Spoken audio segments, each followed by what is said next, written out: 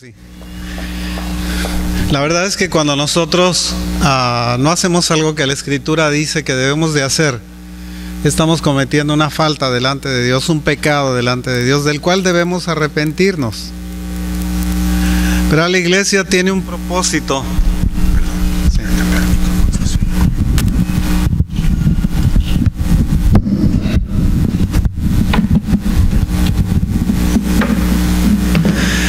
Que el mismo Señor Jesús definió cuando sacó a aquellos cambistas y aquellos vendedores de cosas dentro del templo. Dijo: mi casa será llamada casa de oración. El propósito de la existencia de un templo, de un lugar, digamos, en donde se alaba a Dios, es la oración. Es fundamental la oración. Es como la raíz que nos nutre. Es algo que nosotros debemos de practicar, de tener presente todos los días. Muchas veces, inclusive cuando comemos, nos olvidamos de orar.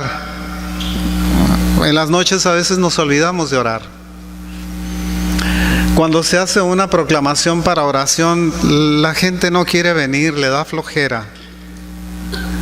Pero recuerden que lo fundamental que tenemos nosotros en la relación que tenemos con Dios es a través de la oración. Hace un momento estaba platicando respecto a los asuntos que muchas veces competen a nuestra vida, en donde tenemos nosotros que pasar por pruebas. El caso específico de la nieta de Blanca era este. Tiene una nieta a la que tienen que operar o que han operado. No se puede hacer nada por ella. Nosotros no tenemos entrenamiento para operarla o para tenerla en el hospital o para hacer algo directamente para resolver el problema que tiene. Solamente tenemos un recurso y ese recurso se llama oración. No podemos hacer otra cosa. No estamos en capacidad de hacer otra cosa. No tenemos preparación, no tenemos entrenamiento para hacer otra cosa. Solamente orar. Y créanme, la oración puede mucho. La oración cambia vidas, la oración levanta muertos, la oración sana cegueras, sorderas, esterilidades. La oración puede mucho. Debemos nosotros tener confianza en que Dios nos va a asistir. La Escritura dice que todo lo que pidamos creyendo podrá hacerse. El Señor lo hará. Debemos nosotros estar seguros de que esta es una realidad en nuestra vida, que no es solamente una muleta que tenemos al decir voy a orar, sino hacerlo de corazón y hacerlo sabiendo que Dios va a responder. Que nuestras oraciones lleguen como incienso al trono de Dios y que Él responda estas oraciones de una manera adecuada. En nuestras manos no está la vida, no está la muerte. Estas están en nuestra lengua. Dice: escoged por la vida para que viváis. Porque a través de nuestra lengua nosotros podemos clamar a Dios. Podemos nosotros comunicarnos con Dios. Podemos nosotros sentir que el Señor nos escucha. Le damos pues gracias a Dios por la obediencia que tiene para con nosotros y por la paciencia que nos tiene día a día, porque a veces nosotros fallamos y Él de todas maneras nos sigue amando, de todas maneras sigue creyendo en nosotros, de todas maneras sigue esperando que nosotros cambiemos. Le damos pues gracias a Dios por eso. Vamos a orar, hermanos. Padre, te damos gracias, bendito Dios, porque tu presencia, Señor, es manifiesta en este lugar. Porque hemos venido aquí para escuchar de ti, Señor, para animarnos, Señor, a seguir este camino que tú has abierto delante de nosotros, Señor. Para que podamos escuchar de la verdad, Señor, que tú tienes para nuestra vida y que podamos vivir por esta verdad. Bendícenos, Señor. Te damos gracias, Señor, por cada persona que está aquí presente. Te damos gracias, Padre, porque, Señor, tú estás atento, Señor, a este lugar. Y porque nosotros, Señor, hemos abierto este lugar para alabarte, para bendecirte y para que tu nombre sea proclamado, Señor. Bendícenos, Señor. Te lo pedimos en el nombre de Jesús, nuestro Señor y Salvador. Amén. Quiero que pongas Juan 15:16, por favor, si es tan amable.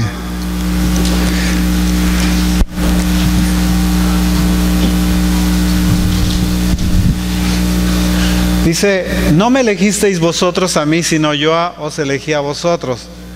Y yo pues os he puesto para que vayáis y llevéis fruto, y vuestro fruto permanezca, para que todo lo que pidiereis al Padre en mi nombre, Él os lo dé. Es curioso el hecho de que el Señor nos diga que nosotros no le elegimos a Él, que Él fue el quien nos eligió a nosotros. Es como si hubiera escogido de cada uno de nosotros, dentro de un grupo de personas, nos hubiera elegido Él específicamente a cada uno de nosotros. Pero curiosamente la elección fue para todos. Si nosotros pensamos en la bondad de Dios, nos damos cuenta de que la elección que el Señor hizo fue para todos. Pero no todos quisieron obedecer esa elección. Algunos pusieron pretextos. Ayer estaba yo platicando con unos amigos, unos conocidos le voy a poner.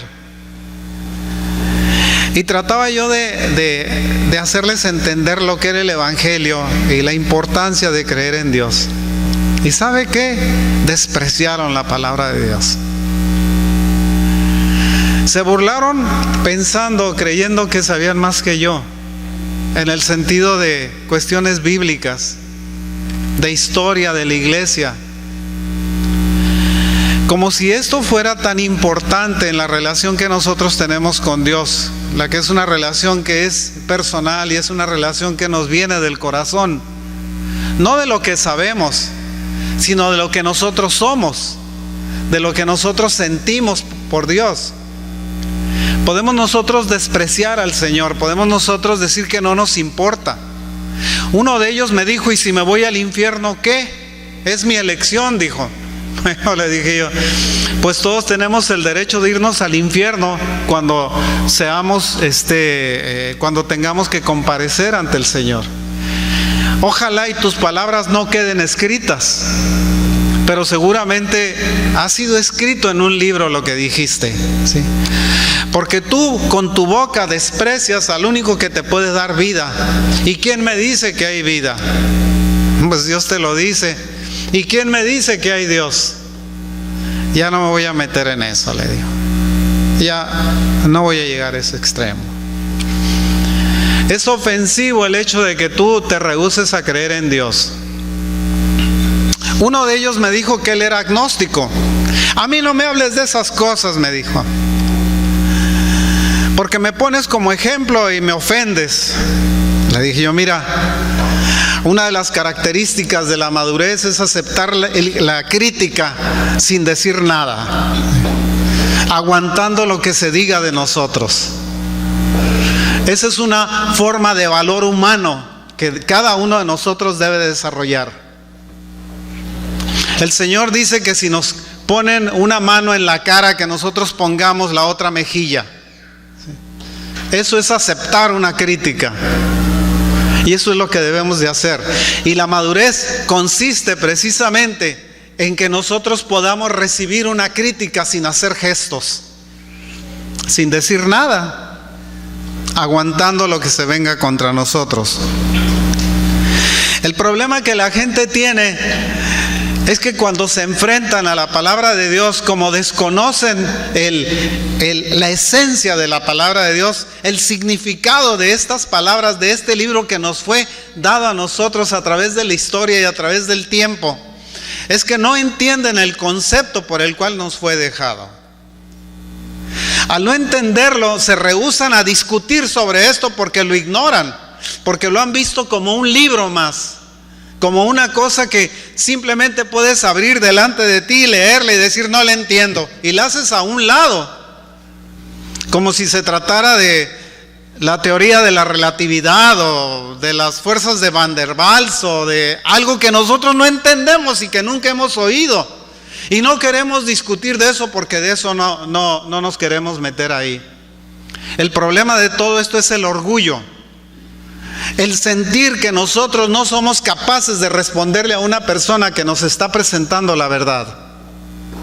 A veces nosotros nos rehusamos a aceptar esa verdad porque no la entendemos y porque cuando alguien trata de venir a explicárnosla, se antepone nuestro orgullo para decir: no, tú no me puedes enseñar a mí de eso porque yo no quiero oír de eso. Como si fuera una forma de mecanismo de defensa para poder seguir haciendo lo que se le antoja. Les dije, bueno, yo cumplí con decirles, me lavo las manos, no tengo más mensaje para ustedes. Este mensaje o esta forma, digamos, de comunicación que nosotros tenemos es semejante a la forma en la que el Señor Jesús les hablaba a sus discípulos. Les dijo, yo no me elegisteis vosotros a mí, sino que yo os elegí a vosotros y os he puesto para que vayáis y llevéis fruto y vuestro fruto permanezca. Este es como si fuera una sentencia al final. Lo que tú estás haciendo debe de permanecer. No puedes tener una relación con Dios que no permanezca. No puedes tener una relación con Dios que un día está muy alto y al día siguiente está abajo. Al día siguiente está sumida en el olvido, sumida en la decepción, sumida en la idea de que Dios no te responde, de que Dios se ha peleado contigo y todo lo que te ha ocurrido es culpa de Él. Hay gente que ha pasado por esta iglesia.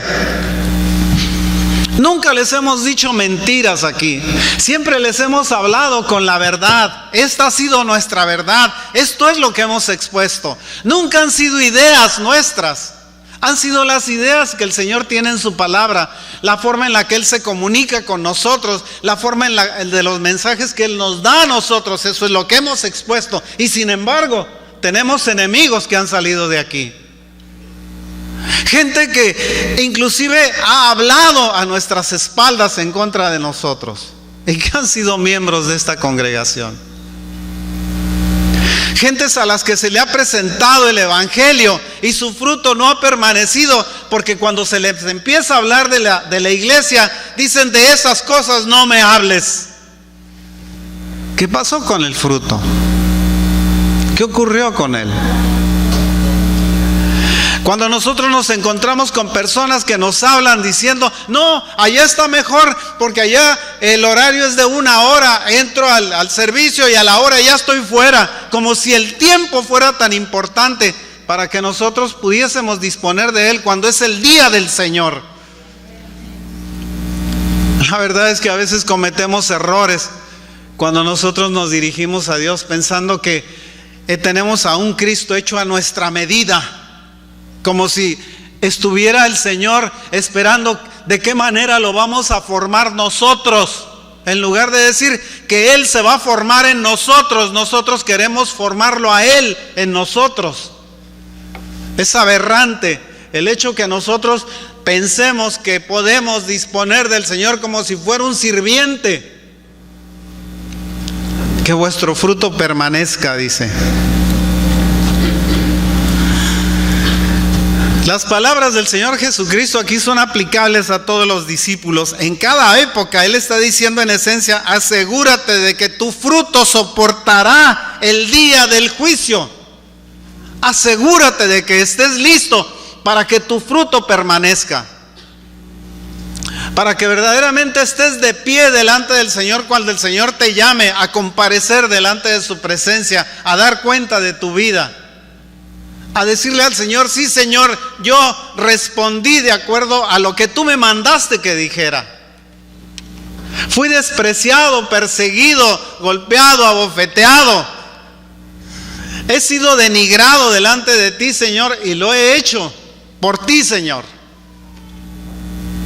La verdad, yo tengo muy pocos amigos. Ustedes son como mi familia. Pero no tengo amigos, porque los amigos que tengo tienen que creer como yo. Si no, no puedo yo tener comunión con ellos. Es muy difícil que tenga comunión con una persona que no cree como yo. Tal vez sean mis compañeros en algo, pero no son mis amigos. Esto no es impositivo, no es pensar que nosotros tenemos que hacer a la gente como nosotros. Tenemos nosotros que identificarnos con quienes piensan como nosotros, con quienes son como nosotros, con quienes tienen el mismo destino que nosotros tenemos. Porque amigos podemos encontrar por todos lados. Pero verdaderos amigos solamente hay aquellos que creen como nosotros, que sienten como nosotros, que piensan como nosotros. De otra manera, son sencillamente gente que pasaron por nuestra vida y que así como el vapor apareció, así va a desaparecer en nuestra vida también. Muy pocos son los que permanecen en esa condición. La palabra fruto en ese sentido significa haciendo el trabajo y el ministerio que el Señor nos ha dejado. Él nos dijo: id y haced discípulos a todas las naciones. Id y haced discípulos. Este fue el trabajo que nos dejó. Fue el trabajo que nos permitió que nosotros hiciésemos. Cada creyente es escogido y es ordenado para ir al mundo y predicar el Evangelio de Cristo. Cada uno de nosotros estamos hechos para eso. Es muy cómodo decir que el pastor lo haga. ¿Y quién es el pastor sino otro hermano, igual que ustedes? Que la única diferencia que tienen es que él se para aquí en este lugar para decirles, para predicarles, para hablarles de las verdades del Señor. Para eso nada más. Delante de Dios todos somos iguales. Todos somos sus hijos. Todos somos creyentes. No podemos nosotros hacer diferencia como lo hacen en la iglesia católica, en donde el cura es el único que tiene relación con Dios y los otros van a escucharlo, nada más.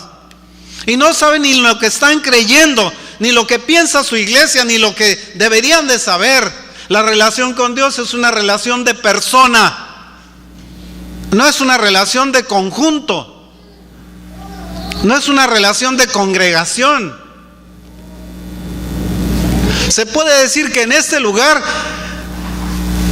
no estamos todos los que somos, ni somos todos los que estamos. Porque cada uno de nosotros es una idea, un pensamiento, una persona separada, distinta delante de Dios. Somos tan distintos como nuestro ADN es distinto el uno del otro. Somos tan distintos como nuestro sexo es tan distinto el uno del otro. Debemos de tener eso presente. Somos seres únicos delante de Dios. No somos iguales en ese sentido. No nos comparamos en esto. Cada uno de nosotros tiene un nivel que ha encontrado, que ha alcanzado a través de la relación que tiene con Cristo, a través de los años, a través del tiempo, a través de las experiencias, a través de la forma en la que nosotros hemos adoptado y hemos amado y hemos puesto el Evangelio en nuestro corazón. No depende de las veces que nosotros nos hemos venido a sentar aquí. La relación que tenemos con Él es una relación personal. Es una relación que se va nutriendo día a día. Es una relación que nosotros tenemos cuando nos bañamos, cuando dormimos, cuando nos levantamos, cuando comemos. En todas las cosas de nuestra vida la relación no se pierde. No la tenemos aquí, la dejamos aquí cuando nos salimos afuera. Nos la llevamos con nosotros esa relación. Y esa relación permanece con nosotros día y noche. Lo que hemos aprendido aquí debemos nosotros tenerlo como una práctica en nuestra vida, como algo que nosotros hacemos, porque esto es lo que nos place hacer. Esto es lo que le gusta a Dios que hagamos.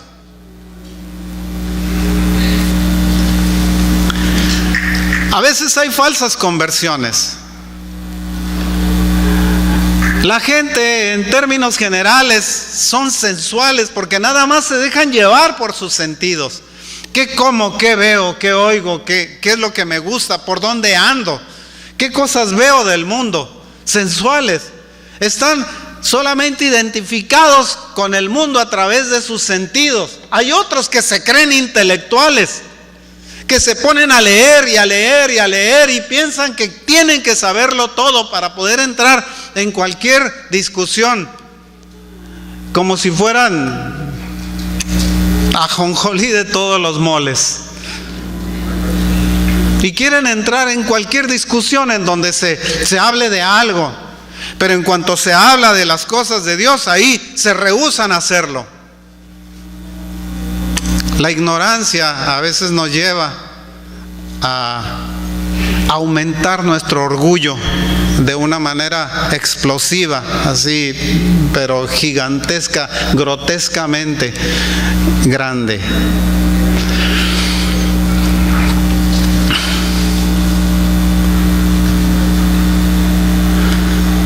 Cuando nosotros vemos la conversión, el mismo Señor acusaba a los fariseos diciéndole: vosotros hacéis discípulos para mandarlos al infierno, peores que vosotros. Ellos lo que buscaban eran números. ¿Qué es lo que está pasando en el mundo? Hace muchos años un pastor que era un misionero renunció a toda la ayuda que tenía como de la iglesia misionera, un pastor presbítero o de la iglesia presbiteriana. Se fue a vivir a un lugar, renunció a todo lo que le aportaba a la iglesia para vivir en ese lugar y predicarle a la gente, y empezó a vivir como la gente vivía, en la pobreza en la que estaba predicando, en las condiciones en las que ellos vivían. Él se puso a vivir también. Durante por lo menos 20 años estuvo viviendo en esas condiciones. Y dijo: a la iglesia protestante, a la iglesia evangélica le está pasando lo que al mundo. Tiene un espíritu de anticristo que se está metiendo en ella. Un día ese espíritu de anticristo le va a ganar y se va a sentar en el trono de la iglesia, en el sitio en donde debe estar siendo ocupado por el Señor Jesucristo. Ahí se va a sentar. Y ahí lo tenemos. Predicadores hablando sobre espiritismo, predicadores hablando sobre degradación del pensamiento de la iglesia. Los ponen a ladrar, los ponen a hacer cosas que son indignas para un cristiano, porque eso es lo que dicen que el Espíritu les manda hacer. La pregunta es: ¿cuál espíritu? ¿De qué está hablando? Tal vez ustedes nunca han visto algún video en donde los hermanos estén ladrando en una iglesia. Ladrando. En donde estén tirados en el suelo y arrastrándose como serpientes en una iglesia. A eso nos llamó el Señor, a que nosotros hiciésemos una pantomima, una comedia de lo que es la relación que tenemos con Dios en la iglesia. Ladrando, aullando, haciendo como gatos. ¿Por qué? Porque eso es lo que les manda el Espíritu que hagan. ¿Cuándo nos llamó el Señor para que nosotros hiciésemos números? Las iglesias actualmente quieren estar llenas de gente, números, cabezas de ganado. Mientras más tienes más éxito. Y esa es una falsedad, esa es una mentira. El mismo Señor Jesucristo dice: el mundo no los quiere porque primeramente no me quiso a mí. Así no los va a querer a ustedes. Cuando ustedes sean gentes que son atractivas al mundo, entonces el Señor se separó de ustedes. Definitivamente las iglesias que son aceptadas por el mundo, no está el Señor Jesús allí. Porque una de las características que tiene la verdadera iglesia es que es rechazada por el mundo. Vean lo que está pasando en Bolivia. El mismo gobierno se opuso al pensamiento de la iglesia y constituyó a la iglesia como si fueran terroristas. Está prohibido juntarse. Está prohibido hablarle a una persona respecto del evangelio. Está prohibido hacer proselitismo de alguna manera. Está prohibido cárcel de 7 a 12 años.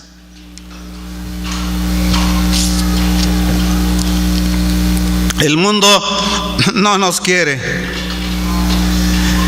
Curiosamente, cuando nosotros hacemos gente o cuando nosotros hacemos discípulos que quieren estar bien con el mundo, estamos haciendo nosotros hipócritas. Gente que está en un lado y en otro. Gente que no define su pensamiento, que no se atreve a decir la verdad delante de los demás, para no ofender a nadie.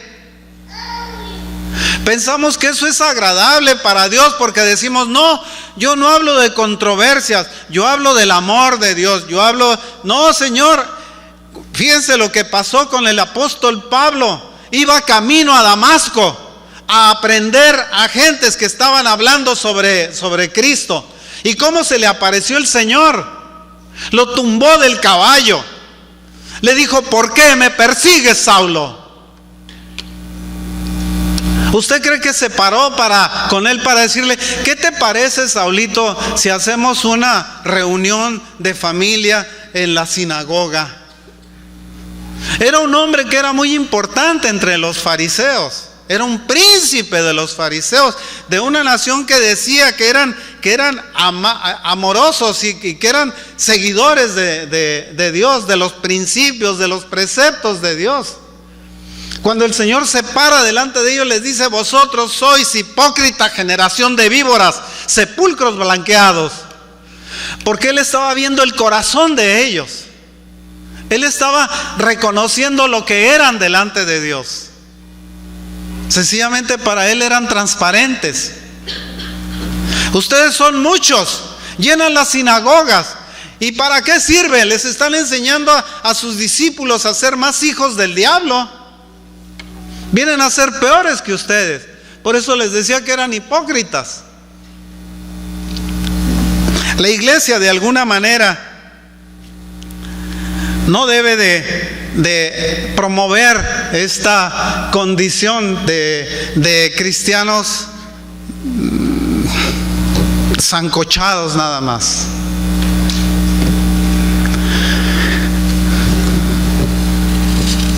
La escritura es muy clara. Hay gente que recurre a viajes de tierra, mar, por todos lados, para encontrar formas, para ideas, para sus programas de evangelismo, para sus programas especiales que tienen, como si la iglesia fuera una empresa que nosotros tenemos. La iglesia tiene el propósito, el único propósito de anunciar las verdades de aquel que nos llamó de las tinieblas a su luz admirable. Para eso estamos aquí. Muchas veces nosotros necesitamos entender lo que es la ley para poderla seguir, esa ley. Pues hay quienes desprecian esa ley que nos fue dejada por el Señor, diciendo que es anacrónica, que ya no es aplicable para este tiempo, que no sirve, que nosotros estamos bajo la gracia y que podemos hacer lo que se nos antoje porque somos perdonados. Quisiera que alguna persona alguna persona que se presentara con este pretexto delante del Señor, ¿qué cosa le diría el Señor? Hipócrita, falso, sepulcro blanqueado. ¿Crees que el hecho de que un día alzaste la mano para decir que recibías a Cristo en tu corazón es suficiente para poder tener una relación adecuada con Él? Por eso dice que vuestro fruto permanezca. Porque si nosotros llegamos al Señor contritos de corazón, sabiendo que somos pecadores, sabiendo que necesitamos nosotros del Señor, sabiendo que Él es la única respuesta que podemos tener para nuestros problemas, y un día se fue ablandando y ablandando y ablandando y nos quedamos nosotros nada más en el, bueno, pues un día fui cristiano, yo ya experimenté eso, pero ya no me interesa. Esa experiencia ya la tuve. ¿En dónde quedó tu fruto? Nunca fuiste dice, no son de nosotros, por eso no permanecen con nosotros. Porque pertenecen a otro lugar, a otro sitio. ¿Dónde están los Juan Bautista hoy? que no le pueden decir a la gente cuál es el problema que tenemos. El problema que tenemos es que no tenemos una relación adecuada con Dios a través de Cristo. Despreciamos nosotros lo que el Señor nos ha dejado como herencia. Lo despreciamos la muerte del Señor. Por ahí algún tonto predicador anda diciendo que lo importante no es tanto la muerte de Cristo, sino el nacimiento de Cristo. Es un tonto que no entiende lo que significa el sacrificio de Cristo. ¿Que era necesario que naciera? Por supuesto. Pero nosotros no tenemos la salvación porque Cristo nació, tenemos la salvación porque Él murió por nosotros. Y eso no lo pueden entender. ¿Cuál es el trabajo para comprender eso? Nosotros no podemos restarle importancia a las cosas que el Señor nos dejó como importantes. Dice, si verdaderamente sois mis discípulos, guardad mis mandamientos. No, yo vivo bajo la gracia, no estoy bajo la ley. Nadie te dice que estés bajo la ley. Lo único que está diciendo el Señor es que guardes sus mandamientos. No que te pongas en rituales, sencillamente que seas una persona decente, que seas una persona honesta, que seas una persona recta, que seas una persona que tenga temor de Dios, que seas una persona que en todos los actos de tu vida estés viendo detrás de eso al Señor, viéndote, observándote y diciendo, eso que estás haciendo está mal. Y que tú le digas, perdón Señor, tienes razón. Te suplico me perdones, ¿sí? Que tengas misericordia de mí, que te olvides de que he hecho esto. Dice, si vuestros pecados fueren rojos como el carmesí, dice, yo los haré blancos como la blanca lana, dice. Y tomaré vuestros pecados y los echaré al fondo del mar y no me acordaré más de ellos, porque eso es lo que provoca el arrepentimiento. Que el Señor se olvide de las faltas que nosotros hemos cometido contra Él. Pero no lo hacemos muchas veces, porque vivimos bajo la gracia. Y porque suponemos que el vivir bajo la gracia es suficiente para que nosotros podamos hacer lo que se nos antoje, ladrar, tirarnos como serpientes, ver espectáculos dentro de un púlpito. Para eso nos llamó el Señor. ¿En serio? ¿Será esa la razón? ¿Estamos equivocados en predicar el Evangelio nada más? Simple y llanamente, de esa manera, y debiéramos de tener un espectáculo aquí, mostrarle ese espectáculo para que este lugar se llenara y para que la gente que se llenara estuviera contenta con lo que está viendo. Hay unos que dicen, mientras más dinero des, más rápido te vas a ir al cielo. Me suena mucho a la doctrina aquella de Tetzel, que decía que en cuanto cayera el dinero en las bolsas que iban a ir a caer al Vaticano, sí, sus pecados iban a ser perdonados y podía hacer lo que se le antojara. Todavía venden bulas papales ahí en el Vaticano. Agentes que se quieren divorciar, dígame cómo se llama su familia, y le firman ahí un papel y se lo venden en $20 para que usted haga lo que se le antoje. A eso nos llamó el Señor, para que vuestro fruto permanezca. El Señor nos dice, en resumen, cuídense de los pastores que les encanta la adulación de los hombres. Cuídense de esos. En el momento en que la iglesia es aceptada por el mundo, Dios rechaza a la iglesia, fíjese bien. ¿Por qué? Porque el Señor nos hace una advertencia diciendo, si a mí me aborrecieron, a vosotros os aborrecerán también. Y si el mundo acepta a la iglesia como está ahorita comportándose, el Señor le está rechazando. Por eso me viene a la cabeza continuamente, muchos son los llamados y pocos los escogidos. Entienda que para que usted pueda tener una relación con Dios, una verdadera relación, usted debe sentirse escogido por Dios, no solamente llamado por Dios. Las iglesias, las congregaciones en el mundo están llenas de llamados por Dios. pero son unos cuantos, unos pocos los escogidos.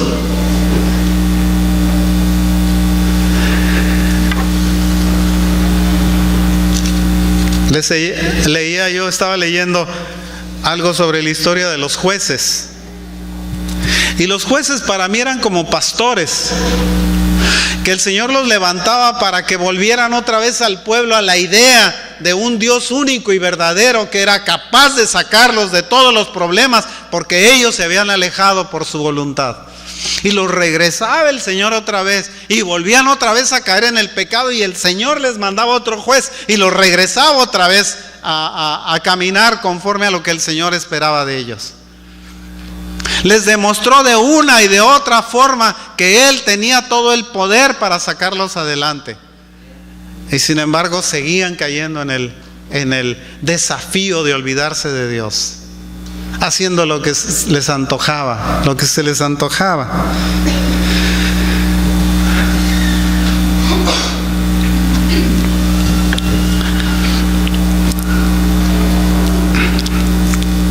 Fíjese que mientras más nos acercamos, hermanos, a la misión que el Señor Jesucristo nos mandó, más nos van a odiar. Si usted le cae gordo a alguna persona que le habla del Evangelio, no se preocupe, a su Señor le fue peor. No se preocupe, dele gracias a Dios, porque dice, porque vuestro galardón es grande en los cielos, ¿sí? Porque si así despreciaron al Señor Jesucristo, así nos van a despreciar a nosotros. Por eso es difícil tener amigos en esas condiciones, porque quieren que nosotros nos hagamos como ellos, y ellos no quieren acercarse a ser como nosotros. Se rehúsan a aceptar esa idea.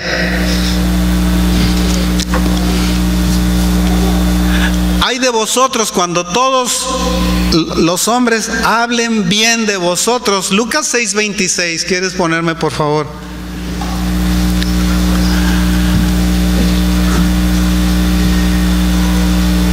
Ay de vosotros, dice, cuando hablen bien de vosotros, cuando todos los hombres hablen bien de vosotros, porque así hicieron sus padres con los falsos profetas.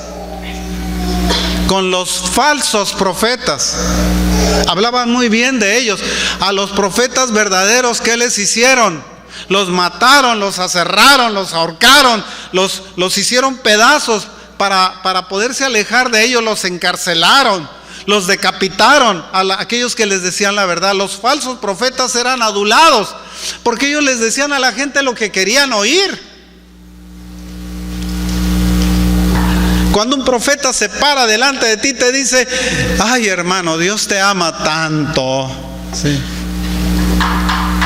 Dios le gusta comer, tal vez algunas veces sea cierto, pero muchas veces es adulación. Es para obtener una ofrenda mayor de parte del pastor para el profeta que fue invitado. Eso suena muy comercial, pero es cierto. Estábamos en una ocasión, se ha de acordar, mi hijo Alberto, en una reunión en donde los profetas o el profeta llegaba y le predicaba al pastor, fulanito, el Señor va a hacer esto por ti, y luego llamaba a otro, tú vas a ser apóstol y el Señor va a ser, y a la gente jamás les dijeron nada. Era nada más adularse entre ellos, diciéndose cosas que Dios había dispuesto para cada uno de ellos. Era una adulación personal. Eso es lo que hacen. El profeta fulano de tal viene a hablarle a la iglesia, y el profeta llega, pastor, venga para acá.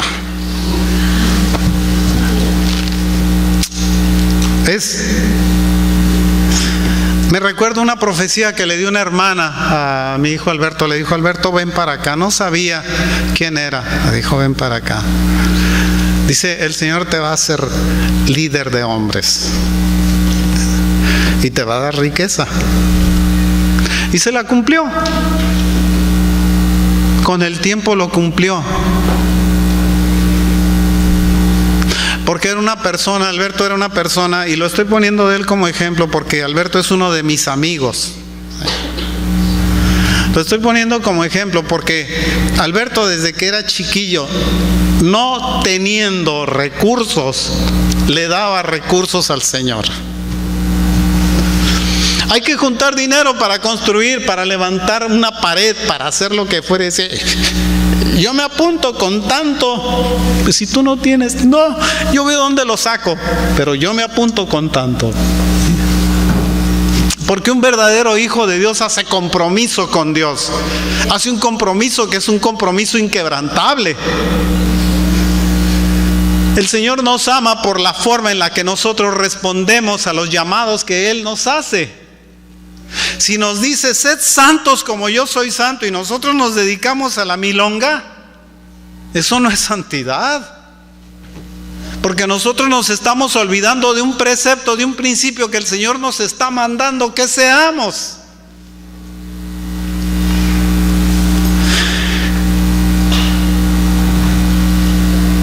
Si cualquier iglesia está moviéndose, hermanos, en el poder del Espíritu Santo y cumpliendo su misión como el mando, esa iglesia será odiada y perseguida por el mundo. Eso es un principio bíblico. La iglesia y el mundo están divorciados. No se pueden juntar porque no piensan igual. No puede haber comunión entre la luz y las tinieblas, entre Satanás y Dios. No puede haber comunión. Están separados, radicalmente separados. El Señor Jesús le dice a la iglesia lo siguiente. Escuche lo que le dice: bienaventurados los que padecen persecución por causa de la justicia. Está en Mateo 5, versículos del 10 al 12. Dice: bienaventurados los que padecen persecución por causa de la justicia, porque de ellos es el reino de los cielos. Más adelante, deme por favor el 11. Bienaventurados sois cuando por mi causa os vituperen y os persigan y digan toda clase de mal contra vosotros mintiendo. El 12, ¿qué dice? Gozaos y alegraos porque vuestro galardón es grande en los cielos, porque así persiguieron a los profetas que fueron antes que vosotros. La iglesia y el mundo no pueden estar en comunión. Por eso los persiguen en un lado. Lo curioso que pasó en Bolivia es que ustedes como protestantes no se pueden juntar. Pero si ustedes son católicos pueden seguir haciendo su pachanga. ¿No se les hace eso una persecución medio radical para los evangélicos? Ya hubo víctimas. Son nuestros hermanos que están pasando por eso.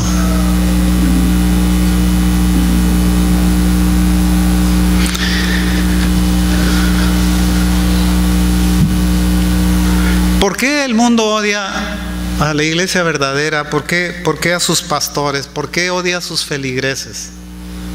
¿Cuál es la razón? Fíjense, un verdadero cristiano es amoroso, es pacífico, es perdonador, es cuidadoso, es atento, es decente, es honesto. Un verdadero cristiano estoy hablando. Tiene esas características.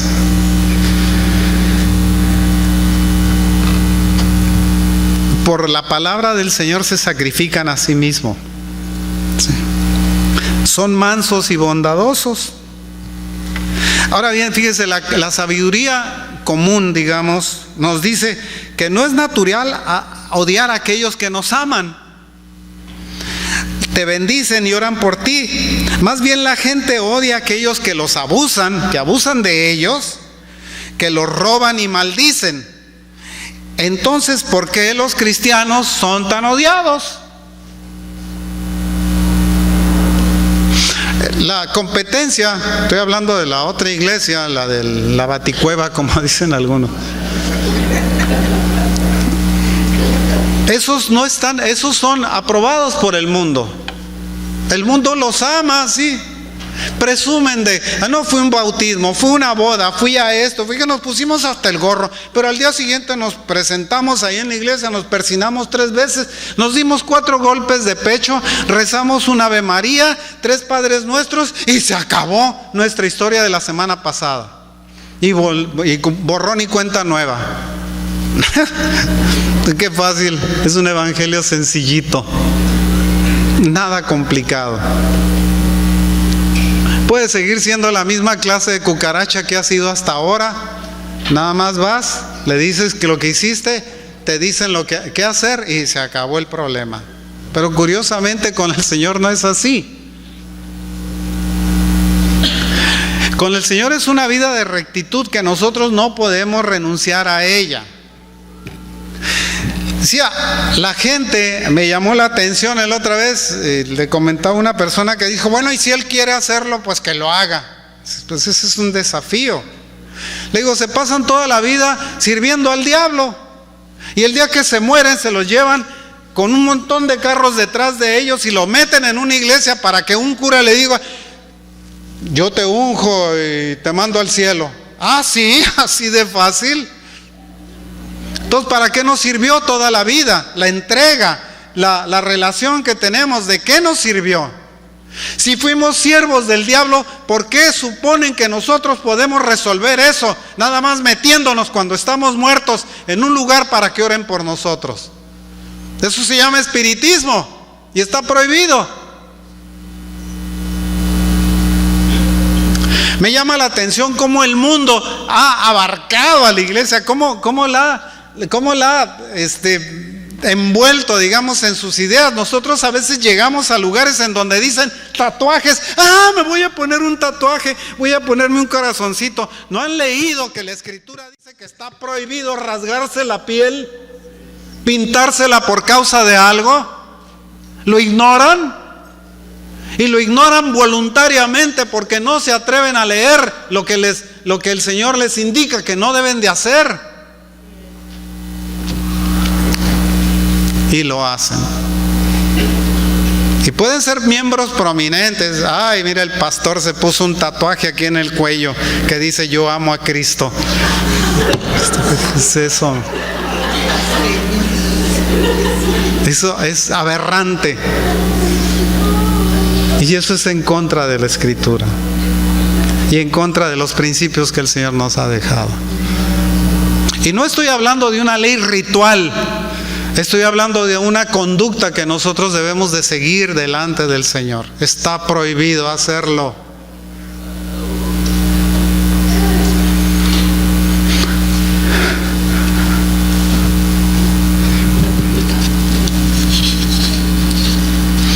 El Señor Jesús era claro cuando decía, si el mundo le odia, no se preocupe, a mí me odió también, dice.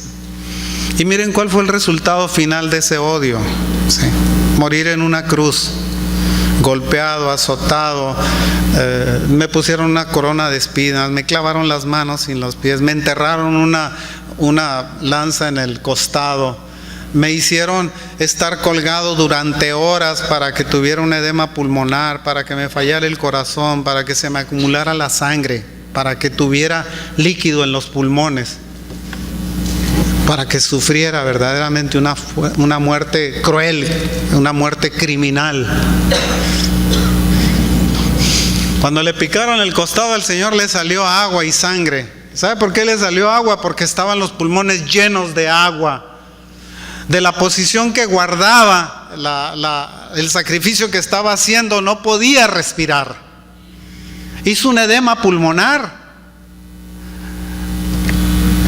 No, lo queremos ver más románticamente.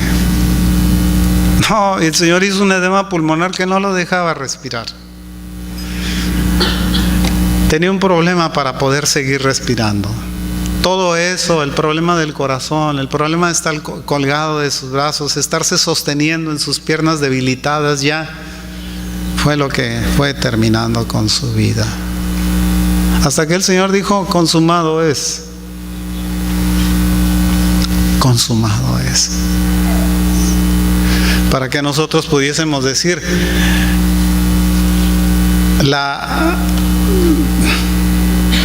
dignidad que tenía el Señor nos fue transferida a nosotros. El pecado que nosotros tenemos le fue transferido a Él. Hubo un intercambio entre nosotros y Él. Nosotros le pasamos nuestros pecados y Él nos pasó su dignidad.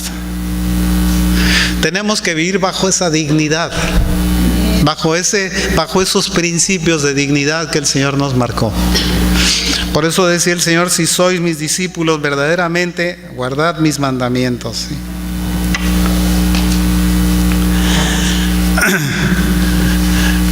¿Cuál es el propósito de nosotros cuando le hablamos a un cristiano, a un impío? Cuando nosotros le hablamos a alguien de el problema que tiene, lo único que estamos haciendo es quitarle algo que es muy precioso para él. Se llama autojustificación, se llama fariseísmo, se llama justicia propia. Algunos piensan que son buenos para ir al cielo y son los bastante buenos para no entrar al infierno. Sí. Haga de cuenta, me morí, me llevan en una carroza, me meten en una iglesia, alguien me pone la mano y me manda al cielo, porque yo soy bueno, ¿sí? Porque Dios tiene que compadecerse de mí, porque yo he sido bueno. Porque hacen su propia imagen de sí mismo. Cuando usted llega y le tumba esa imagen, pues no lo quieren, lo odian, porque les está diciendo la verdad, les está presentando un espejo en donde se están viendo y le están diciendo: tú eres un ser miserable, necesitas de Cristo para que te quite esta condición de miserable que tienes y tengas dignidad delante de Dios. No, a mí no me salgas con eso. Yo no quiero oír de esas cosas. Por supuesto que no, porque quieres seguir siendo miserable, autocomplaciente.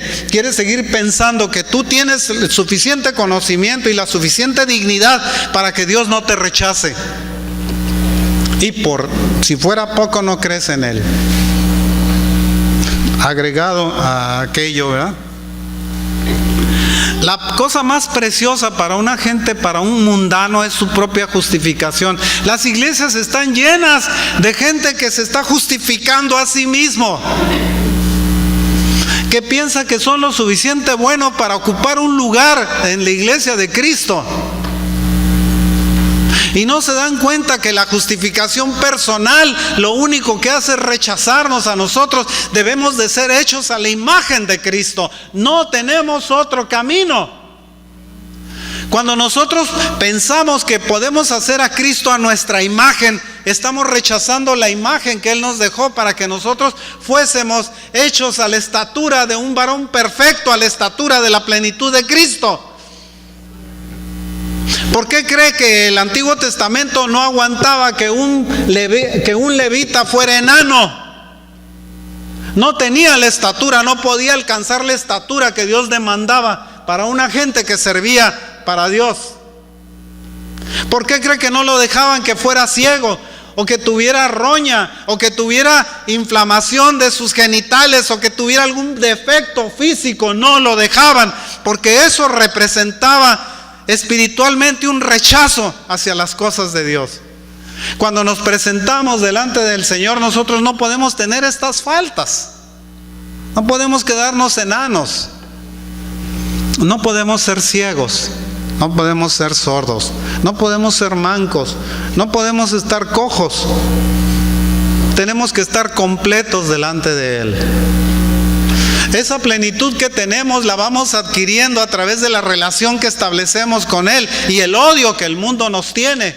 No nos soportan porque nos convertimos nosotros como conciencia para ellos, como si fuésemos nosotros quienes les están indicando qué es lo que estás haciendo mal y qué deberías de hacer bien.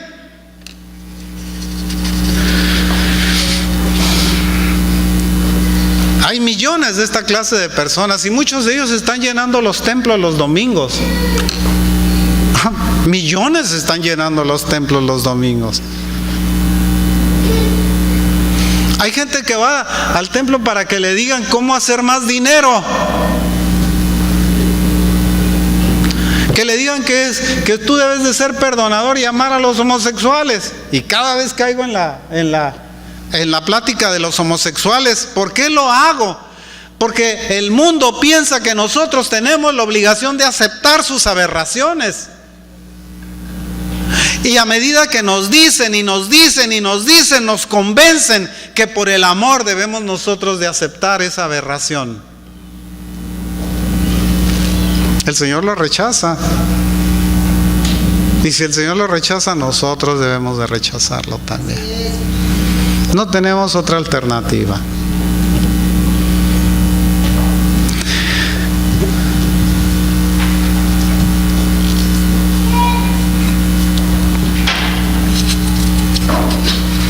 La verdad es que cuando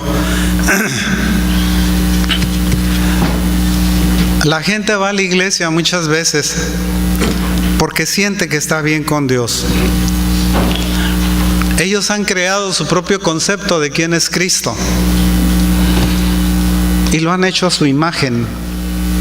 No se hacen ellos a la imagen de Cristo, hacen a Cristo a la imagen de ellos. Y el Señor no espera eso de nosotros tampoco. Cuando nos dice que nosotros crezcamos a la estatura de nuestro tamaño, o nos dice que crezcamos a la estatura del varón perfecto, a la estatura de la plenitud de Cristo, ahí es donde quiere el Señor que lleguemos. El Señor nos dice en su palabra: antes yo os elegí del mundo. El mundo no te trajo a mí, el Señor nos eligió. Estamos aquí porque nosotros fuimos electos por Dios, fuimos alguien que el Señor escogió. No estoy hablando de la predestinación, no creo en la predestinación. Yo creo que nosotros tenemos una relación con Dios a través de nuestra voluntad. Es nuestra voluntad soberana en nosotros la que nos hace estar aquí. Es nuestra voluntad soberana la que hace que nosotros cambiemos nuestra conducta. Es nuestra voluntad soberana la que hace que nosotros digamos: yo recibo a Cristo en mi corazón. Es nuestra voluntad soberana decir: yo dejo de fumar, dejo de tomar licor, dejo de ser una persona licenciosa. Es nuestra voluntad soberana la que lo está haciendo. No estoy siendo obligado por nada. Estoy sencillamente aplicando mi propia voluntad a los principios que el Señor me dice que cómo le gustaría que yo fuera.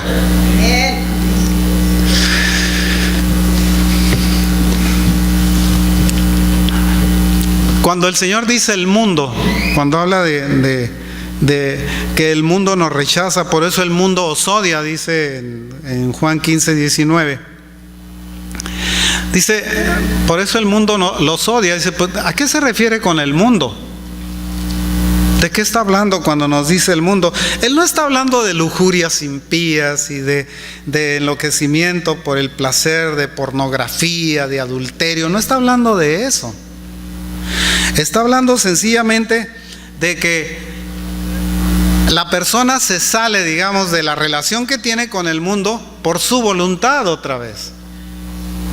Esa voluntad soberana, que es lo único que le pertenece, por cierto. Lo único que usted tiene, que el Señor le dejó y que es intocable, es su voluntad. La ropa, el carro, la casa, la esposa, los hijos, los padres, los abuelos, los nietos, lo que tenga, no le pertenece. Se lo prestaron. La ropa que trae es prestada. El carro que anda manejando es prestado. Cuando se vaya, acuérdese cómo vino al mundo. Usted no traía chambritas. Su mamá no comió estrambre para que usted naciera con chambritas, ¿sí? Usted nació encuerado completamente y así se va a ir. Lo único que tiene a su favor es la voluntad que usted puso a disposición de Dios. No hay otra cosa que tenga valor. Si su voluntad le dice al Señor no, es su voluntad. Usted tiene todo el derecho de irse al infierno. O tiene toda la oportunidad de irse al cielo. Usted es el que decide qué es lo que va a ser su vida. ¿Sí? El mundo, dice el Señor, es la disposición que nosotros tenemos de rendirnos al poderío del mundo o al poderío de Cristo. Es decisión a través de nuestra voluntad. Sí. La gente en un púlpito le puede predicar toda clase de sermones acerca de principios y reglas y formas de comportamiento y cómo tratar con el estrés y qué hacer cuando no soporta a su señora o qué sé yo. Podemos hablar de todas, cómo tratar a los hijos, cómo educarlos, cómo decirles cómo ser. Todo eso se puede hablar aquí, pero lo más importante es la relación que tenemos con Cristo, porque esa relación lo va a hacer que usted busque las respuestas en su palabra. Sí. Oye, Señor, ¿qué dices en tu palabra respecto a la forma en la que yo tengo que tratar a mis hijos? Dice el Señor, bueno, pues no separes la vara de corrección de tu hijo. Ah, quiere decir que me lo suene. Te estoy autorizando. Para que no te avergüence, dice. Te estoy autorizando que te lo suenes. Los psicólogos dicen que es crueldad. Pero ¿qué saben los psicólogos? Vinieron a pretender sustituir un psicólogo, con todo respeto a los psicólogos que haya por aquí. Vinieron a pretender sustituir lo que el Señor dice en su palabra de cómo tratar a los demás, diciéndoles, no hagas esto, no hagas aquello, porque le puedes provocar un trauma. Pobrecito traumado. En nuestro tiempo nos agarraban y nos sonaban en la escuela y no terminamos traumados porque nos metían de cadenazos. No nos traumó, nos estaban corrigiendo. Eso era lo que estaban haciendo. Cuando faltó eso fue cuando empezó la degeneración de los mexicanos, cuando empezaron los corridos y las porquerías que tenemos actualmente, porque tenemos una generación que está echada a perder, porque sus padres no se ocuparon de ellos.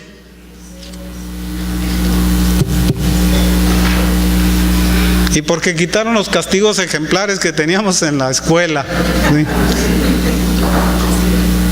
Cuando entrábamos en un salón nos aventaban con una cadena si llegábamos tarde y teníamos que sacarle el trancazo a la cadena porque era una cadena con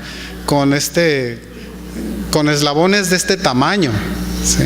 Y nos la aventaba el maestro así, y si no le agachábamos, pues nos entrenaba para el box seguramente. Si no nos agachábamos nos pegaba un cadenazo. ¿Sí? En la escuela cuando nos portábamos mal afuera, nos sacaban afuera y con la manguera nos sonaban. Por eso éramos también portaditos en la escuela. Éramos muy decentes en el que no creábamos problemas. No, porque no queríamos enfrentarnos a la ira de quien nos iba a corregir. ¿Sí?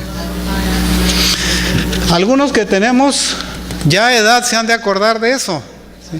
Tal vez sí se acuerdan de eso algunos, ¿verdad? Bueno, para que vean que no les estoy mintiendo. Nos sonaban con ganas. ¿Sí? Un día alguien dijo que estaba prohibido, así como un día alguien dijo que tenían que quitar las oraciones de las escuelas, porque no, era en contra de su fe el hecho de que pusieran oraciones. Hay quienes pelearon durante mucho tiempo por una cruz que está ahí en donde está el monumento donde estaba el monumento al ala, ¿sí? A Wright, que estaba ahí en San Isidro, en Chulavista, ¿sí? Porque decían que la cruz los ofendía y crearon un conflicto en donde obligaron a la ciudad a quitar la cruz, porque a alguien le molestaba ver la cruz. Por supuesto, al mundo no le gusta ver el sacrificio que hicieron por él. Y no le gusta ver que ese sacrificio representa el pecado por el que están viviendo. Por supuesto que no.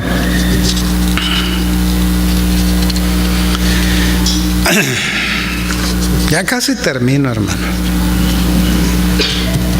Santiago 4:4.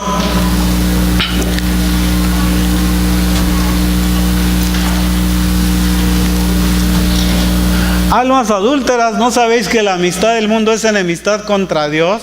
Cualquiera pues que quiera ser amigo del mundo se constituye enemigo de Dios, ¿sí?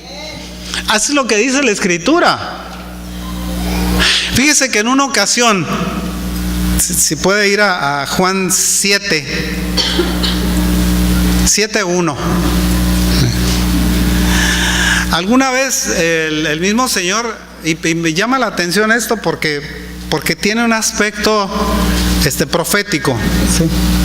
Después de estas cosas, dice, andaba Jesús en Galilea, pues no quería andar en Judea porque los judíos procuraban matarle. Más adelante, vete más adelante hasta que te diga, detente.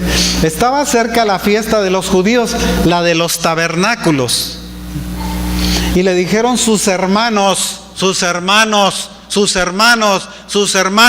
no sus parientes, sus hermanos, ¿sí? El Señor Jesús tenía hermanos.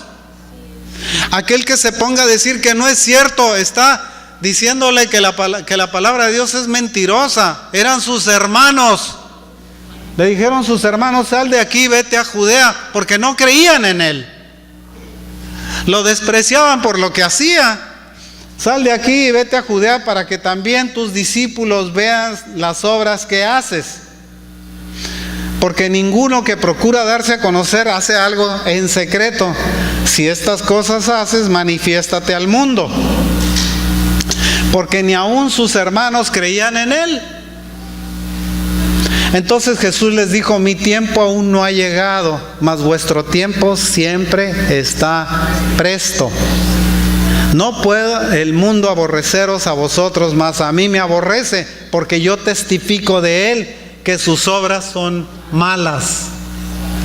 Subid vosotros a la fiesta. Yo no subo todavía a esa fiesta, porque mi tiempo aún no se ha cumplido. Cuando el Señor se presentó a la fiesta de la Pascua, pero no se presentó a la fiesta de los tabernáculos, porque aún su tiempo no se había cumplido.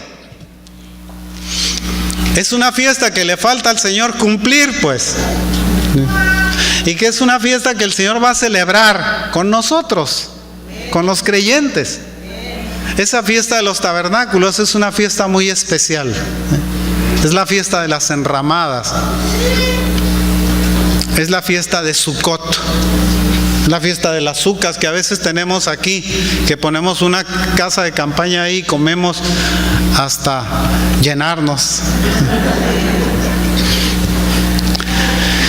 La razón de eso es porque cualquiera pues que se constituye amigo del mundo se constituye en enemigo de Dios. Es claro lo que nos está diciendo.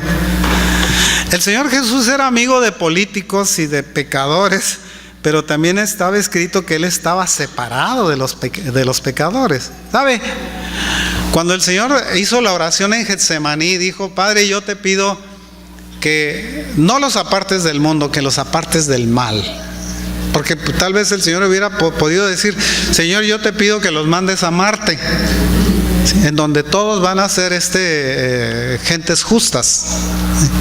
Pero no, nos dejó aquí en medio de pecadores, con la única condicionante orando por nosotros, diciendo, no te pido que los apartes del mundo, sino que los apartes del mal. ¿Sí? Esa fue la oración del Señor para nosotros. Era la única razón. Dice, tú puedes seguir viviendo en la sociedad en donde están, pero eso no significa que esa sociedad debe vivir en ti. No, te hagas parte de esa sociedad, que es una sociedad que te rechaza por el hecho de ser cristiano, por el hecho de ser un creyente.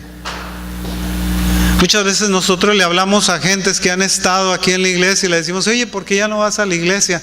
No, de eso ni me hables. Bueno, pues no te hablo. No tienes remedio. Hay de los que despreciaron, digamos, el sacrificio del Señor Jesucristo, porque ya no queda más sacrificio por ellos. Se acabaron los sacrificios.